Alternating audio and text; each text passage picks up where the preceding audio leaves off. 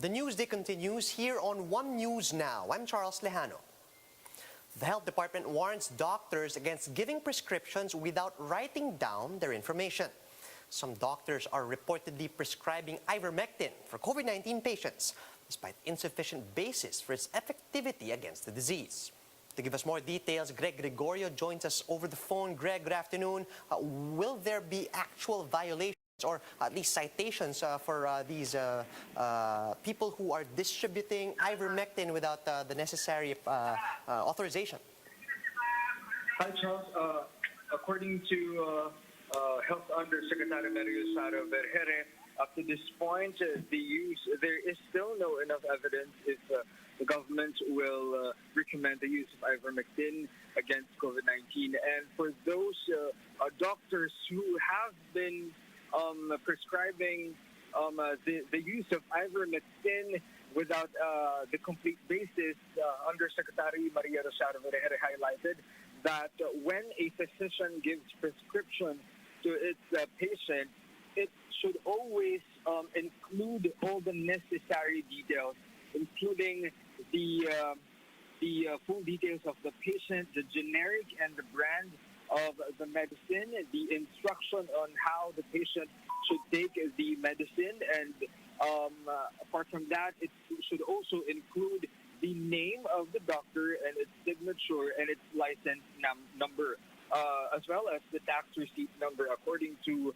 Vergere, all prescriptions should include these details as pursuant to the Consumer Act, Generics Act, and the Republic Act 9711, which are all existing in the Philippines. Otherwise, it will be considered as illegal. Charles? Greg, what did the Department of Health have to say, particularly on the ivermectin distribution by Congressman Mike Defensor and Rodante Marcoleta in Quezon City? Yes, Charles. Undersecretary Vergere just said they have been explaining for a number of times already that the use of ivermectin against COVID-19 is still unproven, and with this, they cannot recommend for or against the use of ivermectin. Thus, we are still needing for further study on this. Meanwhile, on the continuous push of these individuals for the use of ivermectin against COVID-19, Undersecretary Vergere says, let's just leave it at that. Let's all move on, since they have explained that the use of ivermectin against COVID-19 may only be used when a certain individual or a hospital is given a compassionate special permit, or if it is from a compounding pharmacy that is allowed by the Food and Drug Administration. So? Yeah, thanks for that, Greg. Let's talk about vaccines for a minute. I understand that Russian vaccines from Gamaleya, Sputnik V, on its way. Did the DOH give any other COVID-19 vaccine updates? So up to this date, according to Undersecretary Vergere, they have given a go signal for the LGUs in the National Capital Region to use their reserves for the second dose of their vaccine to be used as first dose for their vaccine recipients up to the time that the additional vaccine supply will come to their localities. Vergere explained that the 500,000 doses of Sinovac COVID-19 vaccines, which we have received yesterday, will be started to be distributed just starting today. And as you have said, 15,000 of COVID-19 vaccine doses from Sputnik V is expected to arrive tomorrow. And according to our authorities, we are still dependent on the availability of this supply for our vaccination program. All right, Greg, one more question before I let you go. Let's talk about this viral social media post of a certain nurse who received, who is said to have received special risk allowance of only 681 pesos. Did the Department of Health have anything to say about this? Yes, so as a follow-up, according to Vergere, the computation done by the facility where this viral staff nurse is employed, wherein they just aggregated the number of hours this health worker is exposed to a COVID-19 patient is compliant to the computation as provided by the Administrative Order number 36 issued by the Palace or the Malacanang in November 2020, where the number of hours is aggregated, and then the base hour or the baseline, the base of 8 hours per day is accounted for one day. Thus, this is all factored in and proportionate for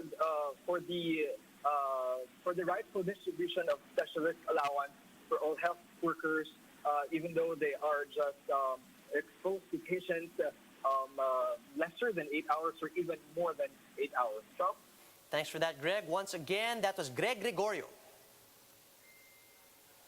One psychiatrist is encouraging COVID-19 survivors to stay connected with their families.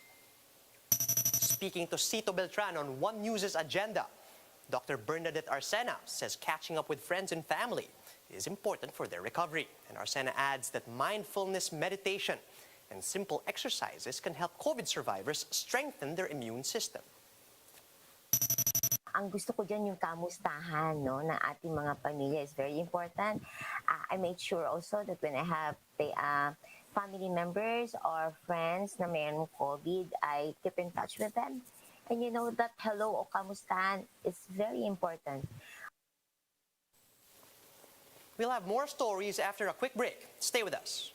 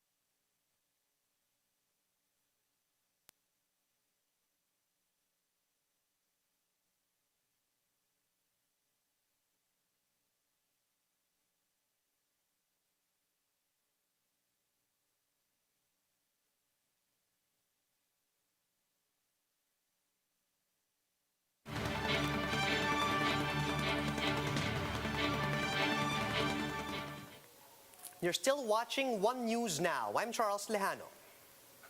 A new modular facility has opened in Batangas City in light of the recent surge of COVID-19 infections. JC Cosico joins us live from the Batangas Medical Center to give us more details. JC, when do we expect this facility to open, and how many patients can it accommodate? Charles, a new site has been opened here in Batangas City which can accommodate over 30 COVID-19 patients. The facility located at the Batangas Medical Center has 10 ICU beds, including 21 isolation beds for moderate COVID-19 cases. Patients will have their own air-conditioned rooms, complete with a bed and side tables, including ICU equipment. They will cater to patients from Calabarzon and Metro Manila, and the treatment will be free of charge. Medical staff from the Batangas Medical Center will manage facility, and they will also have a dormitory within the area. The new site will help decongest the BMC as its COVID-19 beds are already 78% occupied. Charles, the new site is expected to admit or begin admitting patients tomorrow, May 1. And treatment czar Leopoldo Vega said that they are going to build more COVID-19 beds amid the rise in COVID-19 cases. Back to you. Thanks for that, JC. That was JC Cosico reporting live from Batangas. Time now to check in on COVID-19 stories from around the world. COVID-19 cases in India have surpassed 18 million after logging a single-day jump of 380,000 infections on Thursday. The South Asian country also reported a record daily death toll of 3,600. Vietnam has detected its first locally transmitted case of COVID-19 in 35 days. These infections were recorded among 4 members of a family in Ha Nam province and a resident in Ho Chi Minh City. And global leader in vaccination, Chile, is looking at issuing a green card to those inoculated against COVID-19.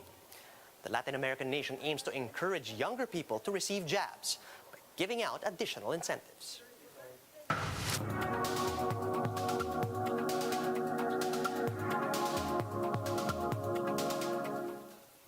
Not even the COVID-19 pandemic can stop this couple in India from tying the knots.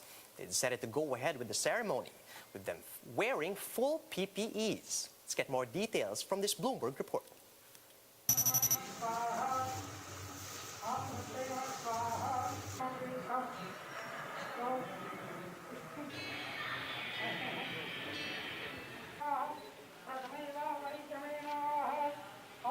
शादी हो रही थी, जानकारी मिली कि positive patient है और दूल्हा खुद पॉजिटिव है, तो इसलिए यहाँ शादी का कार्यक्रम रुकवाने के लिए आए थे हम, लेकिन ऑन रिक्वेस्ट और बड़े अधिकारियों के मार्गदर्शन के बाद पीपी किट में शादी करवाई गई है, जिससे संक्रमण न फैले।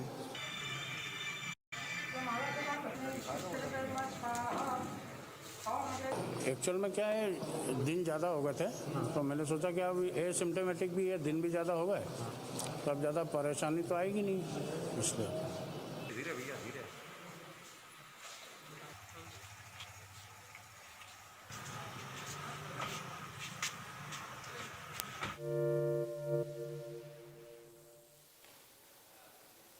For more updates, visit News 5, the Philippine Star, and Business World online. You can also visit our website, onenews.ph, for more in-depth analysis. You can also catch One News on Signal Play.